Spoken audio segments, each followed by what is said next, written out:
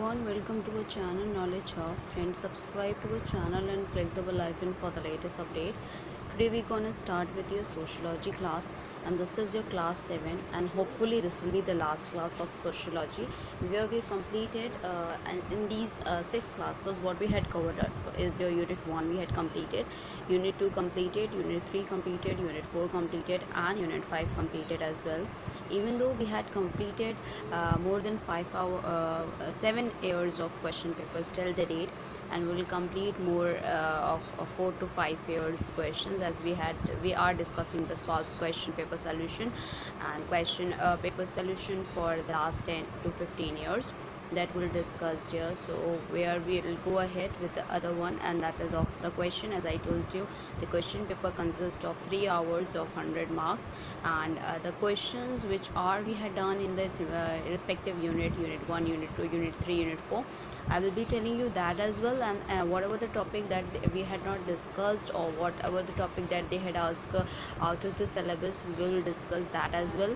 So this is an important lectures of sociology that we are dealing with, and you can just go through with the subscribe button, and please like, share and subscribe to our channel so that many and maximum people can get the information at once, and even though you can also enjoy the video as well.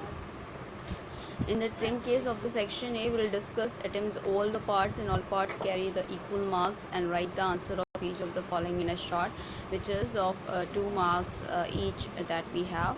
And there are the 10 possible questions that we have to discuss, so we'll discuss here as well. And in the same cases, that is in reference towards it, the first question is, what do you understand by industrialization? So what do you understand by the industrialization, even though that what we had discussed here in unit 3 here, that we had discussed what do you understand by industrialization. The other question is define adjudication and education, that we had done in unit 4 only. And the other question is to define the Emile Durkheim concepts on human behavior, which we had done in unit 1 as well. The other question is here that has been asked is, what are joint management councils? So joint management council that we have to discuss here in the detail with related to the joint management council, requirements of setting up joint management council, functions of joint management council, informative functions of the joint management council, administrative functions of joint management council, and that is your consulting features of joint management council. That all we'll discuss here in this class. So we'll go ahead. Joint management council. So in joint management council here, in this, that joint management council consists of equal numbers of representative of management and employee, not exceeding 12 in all. Employees representative nominated by recognized trade union. We will discuss about the requirements of, and that we have to discuss here, that is requirements for setting up joint management council,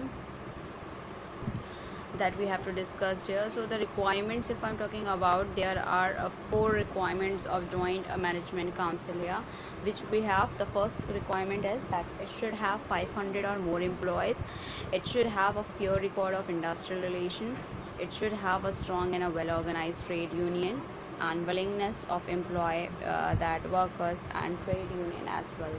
We'll discuss moreover related to that, which is the functions of joint management council, that we will go ahead. And there are different functions that we have to discuss here, so that we will discuss as well. So in the same cases, that is your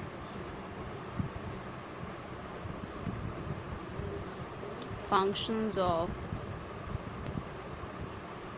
joint management council. So the functions of joint management council, that we have to talk about it here.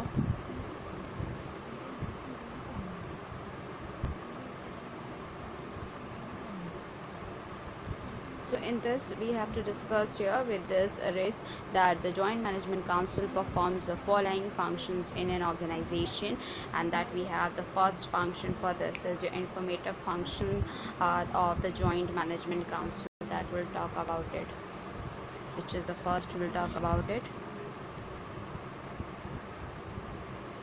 Informative functions of the Joint Management Council. So in this informative functions of Joint Management Council, we have the first we have is your manufacturing, the methods and technique, general economic situation of the undertaking, organization and the general positions of the undertaking, circumstances affecting the economic positions of the undertaking, and the state of the market, productions and sales as well. The other is the annual balance sheet, profit and loss statement and related documents, long-term development and expansion plan as well. So there are the 7 functions related to the informative features of the Joint Management Council here. We'll talk about the second one, which is your administration functions of Joint Management Council.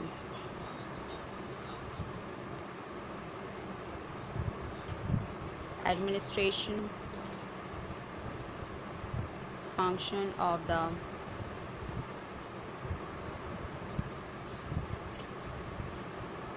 Joint Management Council. So in this, the administration functions of Joint Management Council, the first we have operations of vocational and apprenticeship schemes, rewards employee for their valuable input, administers welfare measure, prepare work schedule and vacation timing, supervisions of safety measures as well. That comes under the administration functions of Joint Management Council.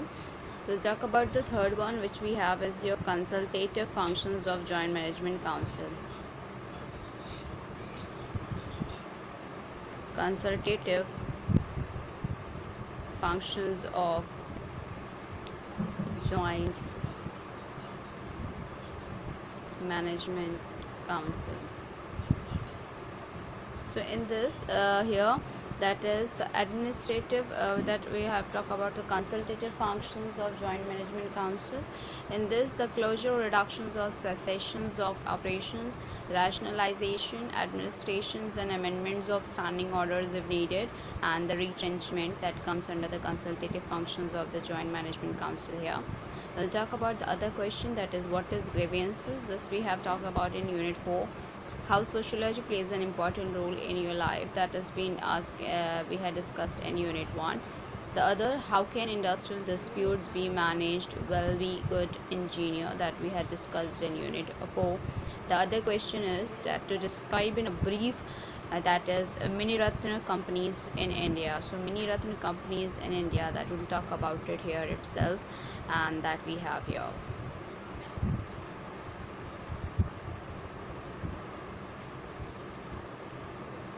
Meaning of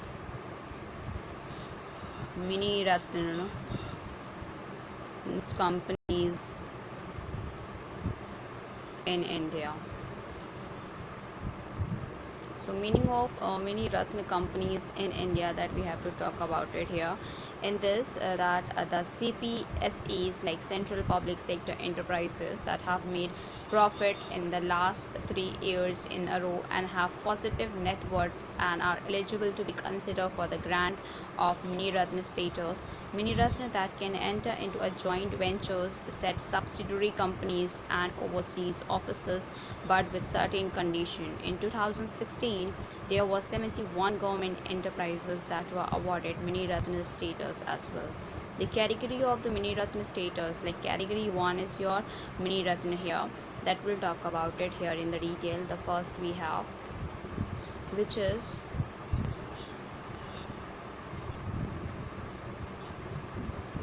the categories of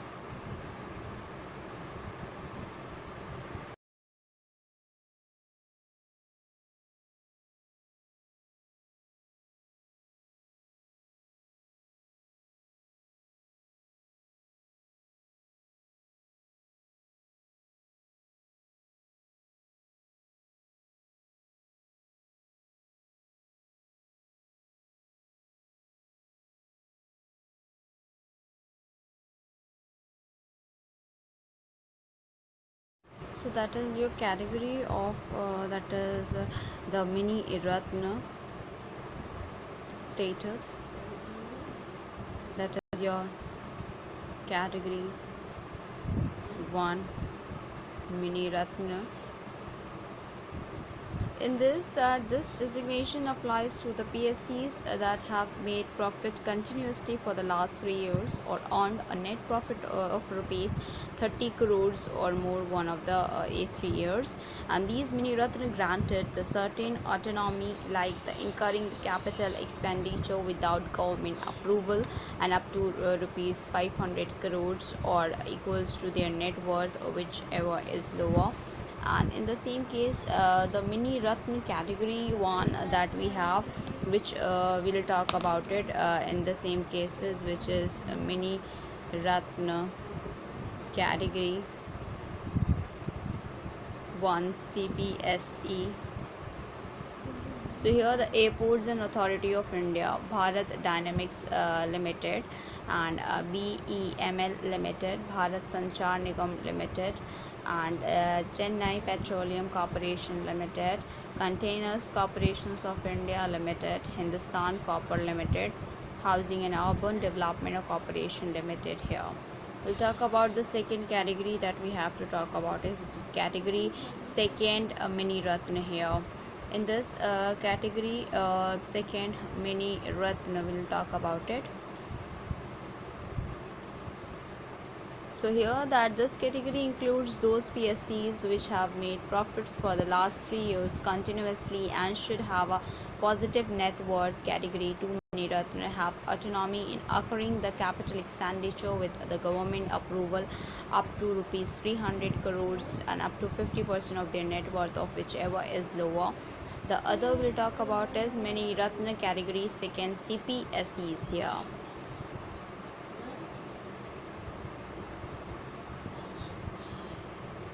Mini Ratna category second CPSEs here. In this, that is your Bharat Pumps and Compressions Limited, Broadcast Engineering Consultant Limited, HMT International Limited, and Indian Trade Promotions Organization, National Field Development Corporation Limited as well. Now we'll discuss the other question that what we have to talk about it, which is how has the change brought about by industrial revolution that played an important impact on industrial setup. So we'll discuss what is industrial revolution, then role of industrial revolutions as well. So in the same cases, we go ahead that we have to talk it, that is industrial revolution.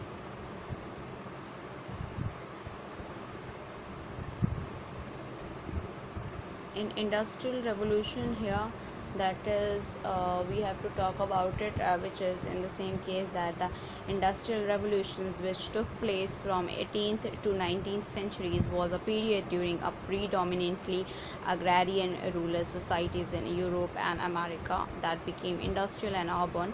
Prior to the industrial revolution, which began in Britain in the late 1700s, manufacturing was often done in people's home using hand tools or basic machines. The Industrial Revolution brought advances in technology, shipping, sciences, agriculture, and constructions. We'll talk about here it is your about a role of Industrial Revolution. In the same case of role of Industrial Revolution, in the role of industrial revolution, if I am talking about here, in this that is your the industrial revolution leads to industrialization marked a shift to powered special purpose machinery factories and a mass production. Industrialization brought about an increased volume and variety of manufactured goods and improved standard of living for some. It also resulted in often grim employment and living conditions for the poor and working classes. Industrialization saw that improved systems of transportations, communications, and banking as well. We'll discuss another question, that is another one is to discuss the various objectives of industrial policy, which has been asked in unit 3rd. We had discussed about it. The other is your attempts any 5 questions from the sections that we have to discuss of each marks consist of 10 marks each. And the other is your what is the major objectives of industrial policy 1977, so that we have to discuss here. So we'll go ahead, which is your industrial policy 1977. So the industrial policy 1977 that we have to talk about it. In March 1977, the Congress party was thrown out and the Janata party that assumed power at the center. In December 1977, the Janata government announced its new industrial policy by the way of the statement in the parliament. The main element of this policy were the first we'll discuss about features of industrial policy of 1977 and objectives of industrial policy of 1977 as well. So here we go ahead further it, and that we have to discuss, which is your in the same case, that is your features of industrial policy of 1977 here. In this same case, the development of the small scale sector, district industrial centers were to be set up in each district to beep in the development of small scale and cottage industries. That takeover of SIC unit and that would be a selective basic. Special attention was to be given to the promotions of tiny sector, namely units with an investment of rupees 1 lakh and situated in towns, villages with populations not exceeding the 50,000. Large houses would have to rely on their own internally generated resources for financing new projects or expansions of the existing one as well. In the same case, we'll discuss about the objectives here, that is the objectives of industrial policy 1977. So the objectives of industrial policy 1977 here. In this, the producing inputs needed by a large numbers of smaller units and making the adequate marketing arrangement, where that is upgrading the technology of a small units and promoting the development of the system of linkage between the nucleus large plants and satellite that necessaries as well. In the same cases here that we talk about it, which is another one, and that is in the same references, that the development of the small scale industries and the investment limit in the case of the tiny units was imbalanced here, enhanced to rupees 2 lakh of small scale units to 20 lakhs of the ancillaries to 20 rupees 25 lakhs, building the buffer stocks of essentials raw materials for the small scale industries for operation through the Small and Industries Development Corporation in the states and the National Small Industries Corporation in the center as well. Industrial process and technique involving the optimum utilization of energy or that exploitations of alternative sources of energy for giving spatial assistance, including the finance and concessional terms as well. We'll discuss about the other question, that is what is the difference between the strikes and lockout, which has been asked in unit 4. Discuss the impact of industrializations on a workplace, economy and society of unit 4. And that is another question to discuss the causes and consequences of industrialization, which is from unit 2. We'll discuss the another one, that what we have to discuss here as well, and that we will talk about it, which is your what is industrial revolution. And in the terms of industrial revolution, as I told you about it, in the same cases that is comes under, that has been asked many times. So as I told you about the industrial revolution, which took place from 19th to 19th century, was a period during which predominantly agrarian rural societies in Europe and America that became the industrial urban prior to the industrial revolution as well, and which began in British in the late 1700s. Manufacturing was often done people homes using hand tools or basic machines. The Industrial Revolution brought advances in technology, shipping, sciences, agriculture, and constructions as well. In the terms of the role of Industrial Revolution, as I told you, the Industrial Revolution led to an industrialization marked a shift to powered and a special purpose machinery factories and a mass production. Industrialization brought about to increase the volume and a variety of manufactured goods and improve the standards of living.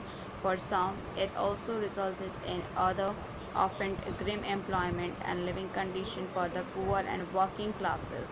Industrialization shows that improved systems of transportation, communication, and banking as well. We'll discuss about the another one, which is how French Revolution lays the foundations of change in industrial growth as well. That will discuss the starting of French Revolution and the role of French Revolution as well, that we have to discuss here, which we have to here to be discussed, and that is in the same case we'll discuss about it. The other one we have is the starting of French Revolution here.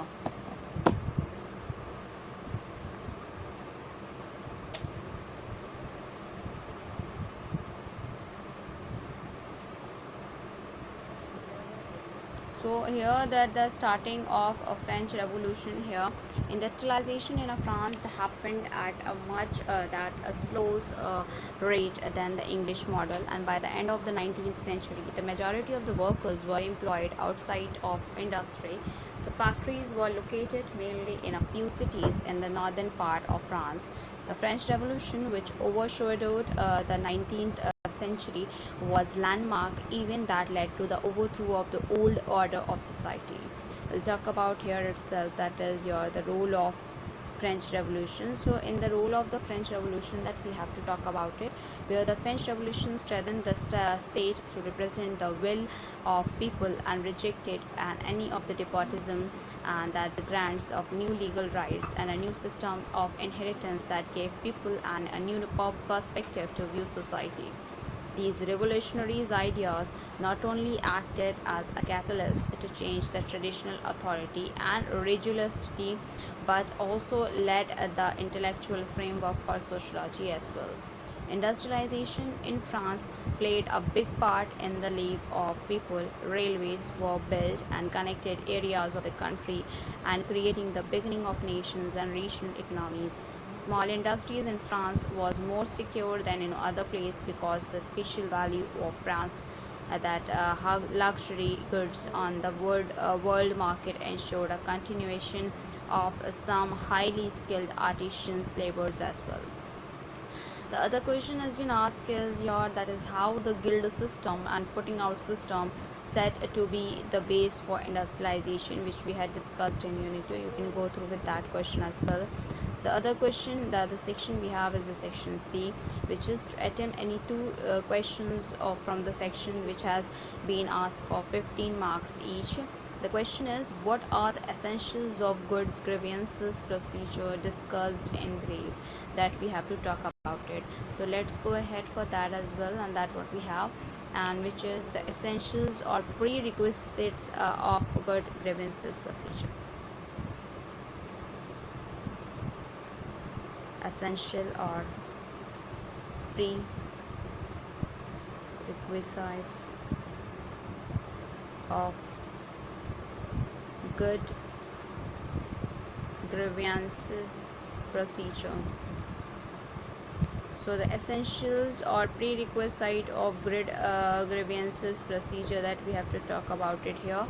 In the same cases where every organization that should have a systematic grievances procedure in order to redress the grievances effectively. The efficiency of the grievances procedure depends upon the fulfillment of certain prerequisites as well. And in the same cases we have the first, we will discuss about the conformity with the statutory provisions.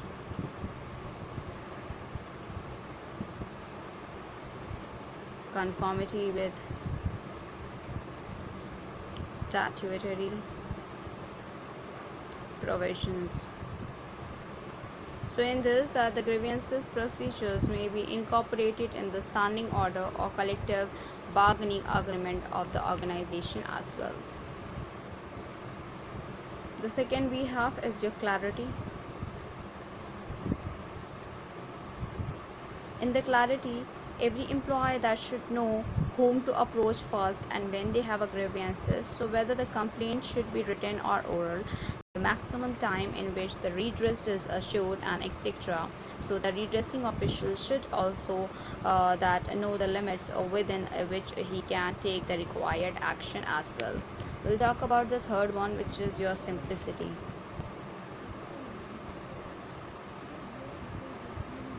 In simplicity here, that the grievances handling procedure should be simple and short. If the procedure is complicated, it may discourage employees and they may fail to make use of it in a proper manner as well.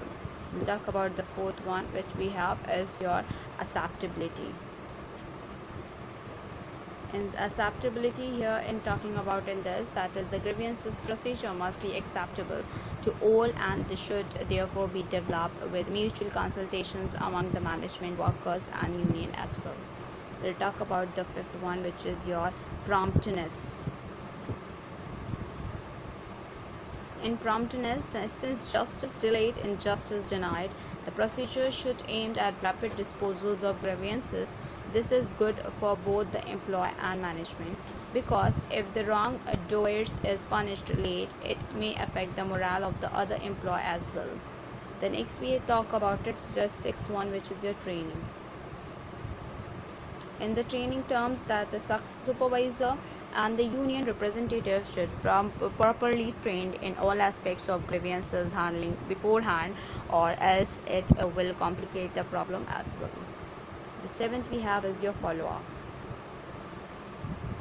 In the terms of follow-up, that the working of the grievances procedure should be reviewed at the periodical intervals by the HR department to make the necessary changes to improve it from time to time. The other question has been asked is, how has early industrialization brought a base for industrial development, which we had discussed in Unit 3rd. Other is to evaluate the impact of industrial sociology over the other general sciences, which we had discussed in Unit 1. How can the redressed procedures be applied on the grievances of a labor regarding wage rate? That is from Unit 4. Other is, what do you mean by the code of discipline standing order, which is from we had discussed from Unit 4. Discuss the various types of strike, which we had discussed in Unit 4 as well. So that will end up with the question paper here. The other will discuss another question paper, which is also an important one. This is also of 3 hours, and that is of 100 marks that we have to discuss here as well. So here we have to discuss that the question has been asked here, and that is which we have to discuss here. That is, the question is, the first question we are attempt all the following questions, that is of 2 marks each. The first question is, what is the means of marketing theory in collective bargaining? Collective bargaining, that we have to talk about it. So in terms of collective bargaining here,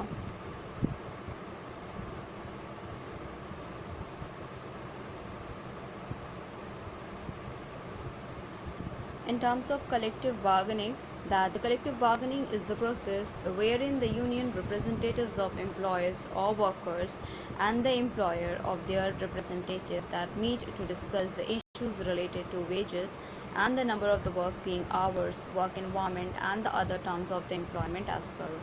The International Labour Organization worker, if I'm talking about, that they define the collective bargaining as a negotiation that about the working conditions and the terms of employment between an employer and a group of employer, or a one or a more employer organization on the one hand, and a one or more representative that the workers organizations on the other, with a view to reaching agreement as well.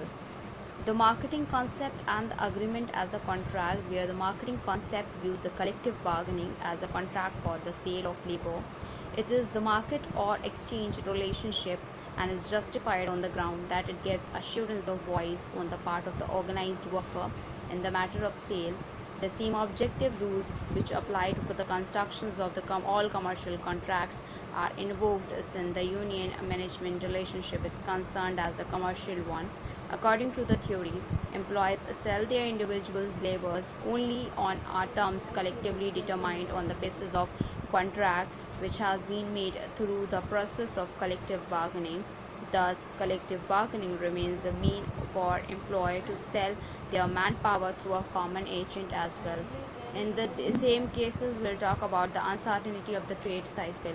that the spirit of the mass productions and the competitions that for the jobs that make bargain a necessity, and a trade union collective actions that provided the strength to the Indian individual labor, and it enabled him to resist the pressures of circumstances in which he was placed and to face an unbalanced and disadvantageous situation created by the employer, where the object of trade union policy through all the maze of conflicting the obscure regulations has been given that to each individual worker something to the that is indispensability of the labor as a whole. This is also called as the union approach to the collective bargaining as well. We will discuss moreover related to that. That is another question to explain the disciplinary procedures which we had discussed about in unit 4 here, and that we have to discuss about it. What is bipartite? Explain, that has been also asked in unit we had discussed in unit 4, and define the stay and strike, that we have to talk about it here. So stay and strike, let's go ahead to discuss here.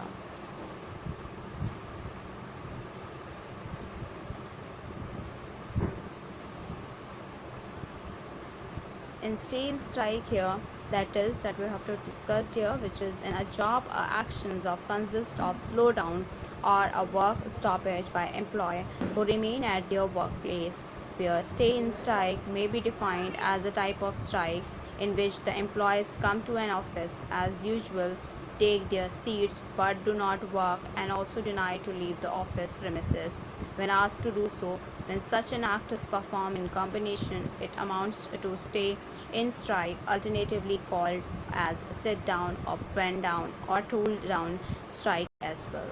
We'll talk about the other one, which is what is the meaning of hierarchy. Explain that.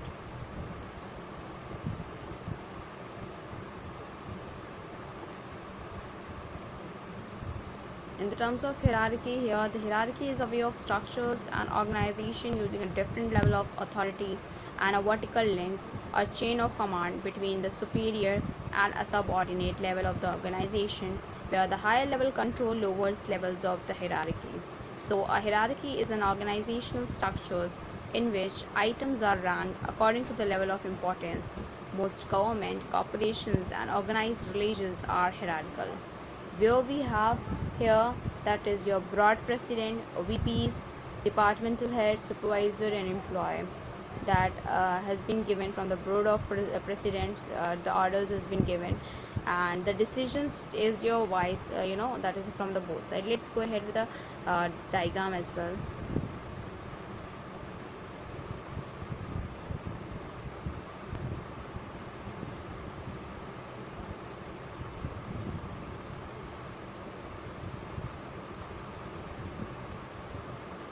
So this is hierarchical structures in the organization, where this is your board president,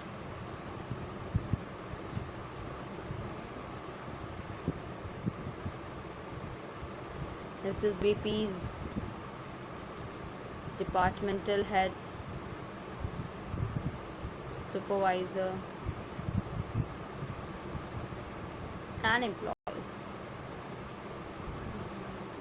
So the orders comes from up to down,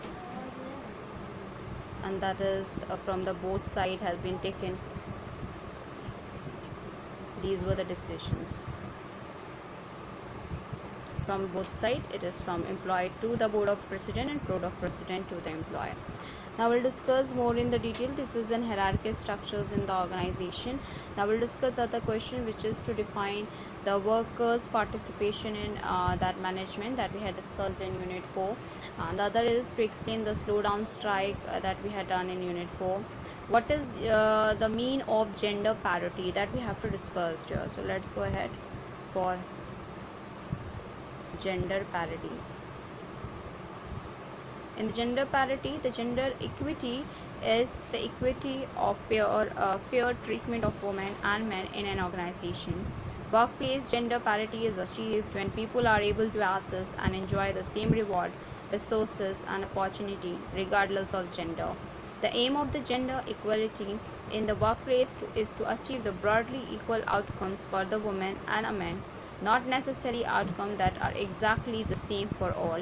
To achieve this requires the workplace to provide the equal pay for the work of the equal and comparable value, removal of the barriers to the full and unequal participations of women in the workplace and the workforce, and access to all the occupations and industries including the leadership role regardless of gender, and eliminations of discriminations on the basis of gender, particularly in the relation to family and caring responsibilities as well. The other question has been asked is what is the role of the small scale sector, that even though we have discussed. The other is what is the meaning of boycott, so we have to discuss about the boycott here.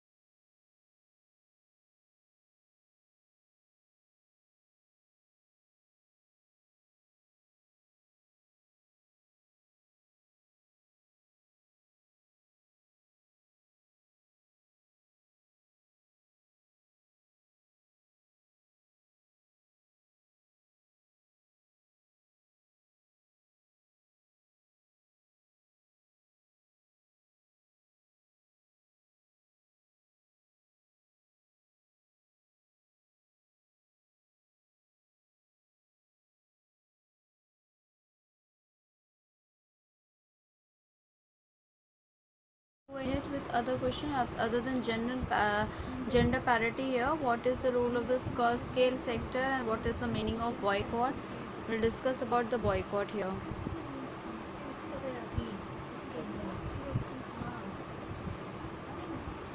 So here in the case of the boycott here, that the boycott is an act of voluntary and international abstentions from work in workplace, and that is where boycott may also be defined as group refusal to do work on workplace in an organization in protest against its policies, and usually it happens because of the political reasons here.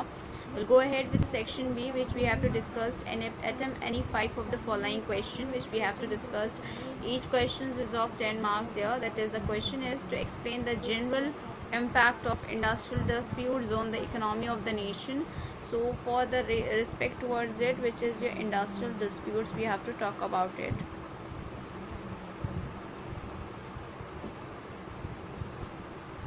In terms of industrial disputes, the industrial disputes mean disputes between the employees and employer. If there are the industrial disputes, the output of the industries will reduce. This will have two effects on the economy. The first effect we have is your inflation.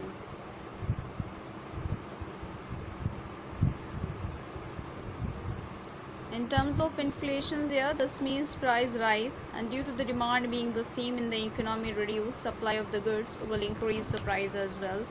The second is your low GDP growth.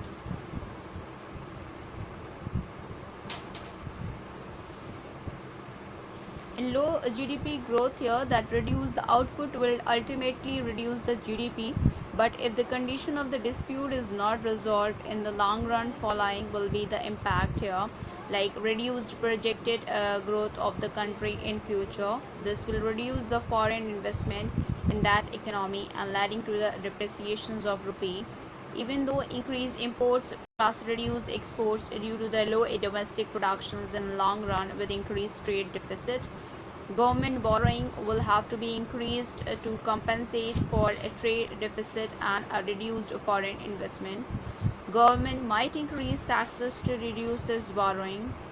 Due to the low productions, labor demand will reduce and hence unemployment will increase. The economy will suffer a lot of long run if individual disputes are not resolved as well. We'll discuss about the other question which has been very important. What are joint management council and what are their functions, as I told you, and we had even the discuss related to that as well. In joint councils and bodies that comprising of the representative of the employers and employee, as they had been asked this question many times in the examination paper.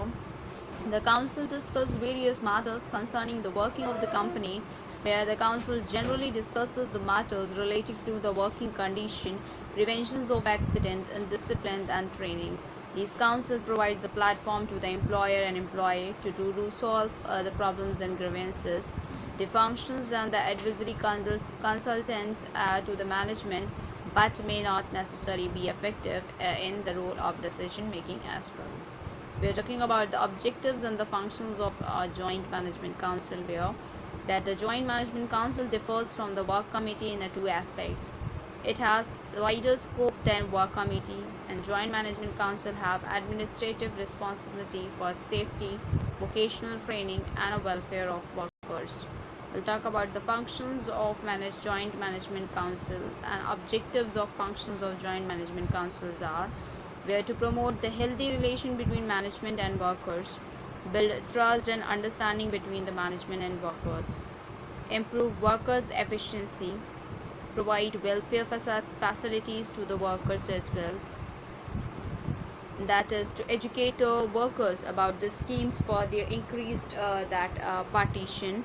And however, the working of these joint management councils that were formed in both the public and a private sector that have not been satisfactory owing to hostility of employee and workers that works, and also due to the lack of the proper understanding of purpose and benefit as well.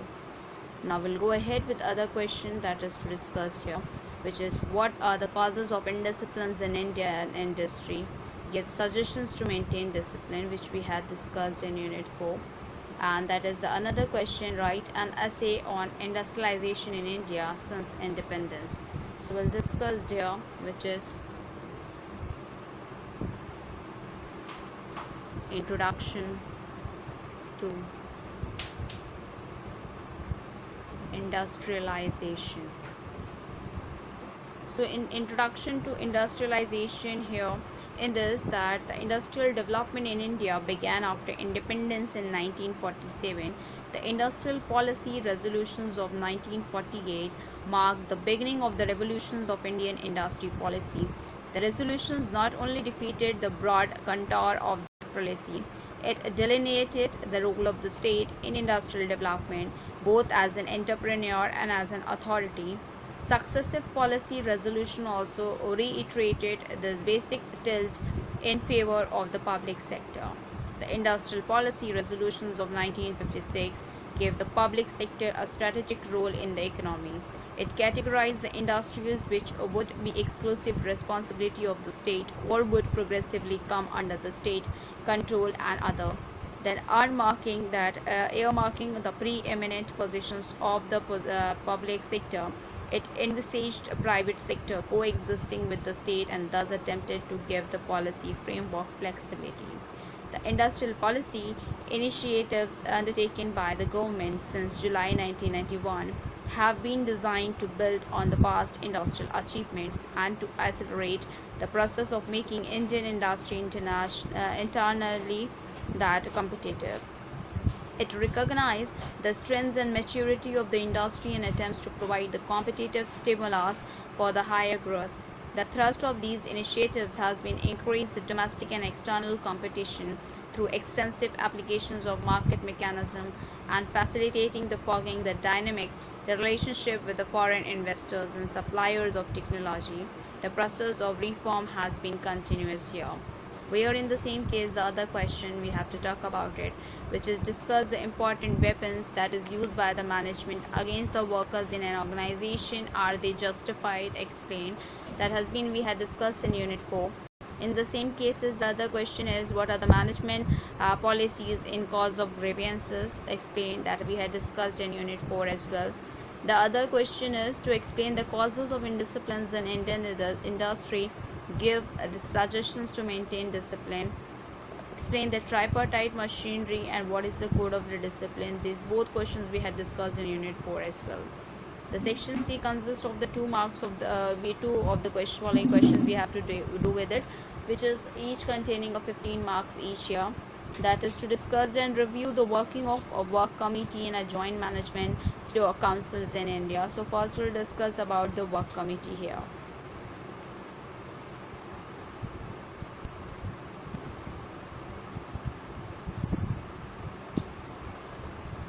So in the terms of the work committee, if I'm talking about here, in this, that in the case of the industrial establishment in which 100 or more workmen are employed or have been employed on any day in the preceding 12th month, the appropriate government may be general or a special order that required the employer to constitute in the prescribed manner a works committee consisting of representatives of employers and workmen engaged in the establishment, so however that the numbers of representatives of workmen on a committee that shall not be less than the numbers of representatives of the employer.